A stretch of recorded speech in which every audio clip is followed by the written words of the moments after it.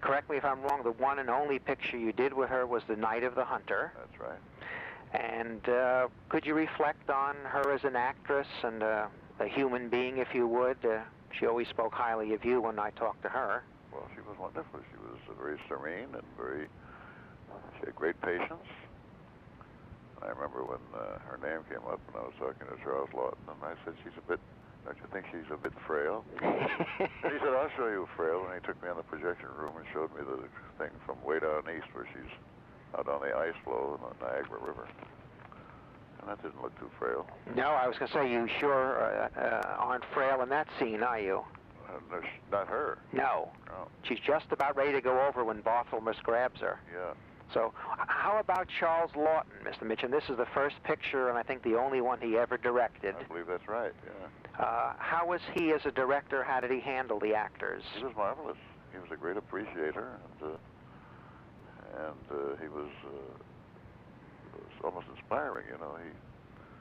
I thought he was, I don't know why he never, well, of course he died, you know.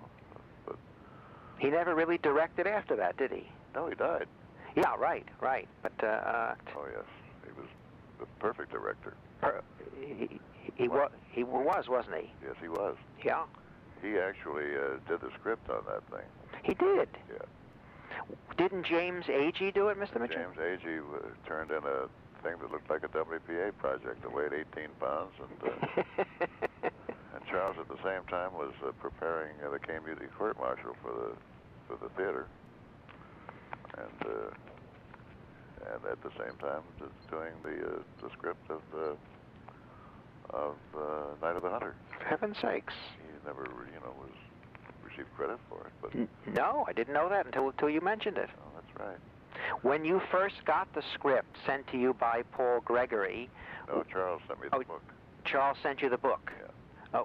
What did you think? This is quite a, what should we say, a different role from you. This guy is a maniac, preacher. Charles just called me and just told me that he said he had this project, and he said the character is an unremitting shit. And I said, present. He said, well, I'm not, I'm making my living reading the Bible. And anyway, so he sent it over, and I said, wonderful. Yes. And we went out and had dinner, and that was it. Sure. You felt the role could be handled easily by you, didn't you? Yeah. Yeah, I had met the character in my travels, Sure. And of course, really, there was a Lillian Gish represented good, and you were evil. It was kind of the opposites in the picture. Yeah. She had told me that on the set, she said of all the movies she had made, excepting those from Griffith, there were always people fighting and a hostile attitude. But on this set, everybody treated each other with respect, and it was just a beautiful experience. That's right. It was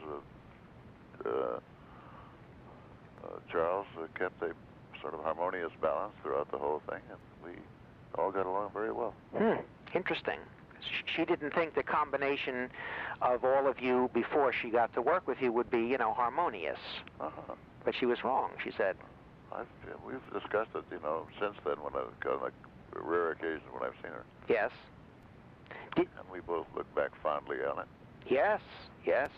Did you, in your earlier days, watch a lot of the Gish movies with Griffith and some of her MGM work? No, not really. No. I couldn't afford to go to the movies. That's true. You were too busy working at aircraft plants and getting started yourself. I was touring the country on freight trains. Right. Let alone watch D.W. Griffith movies. Really?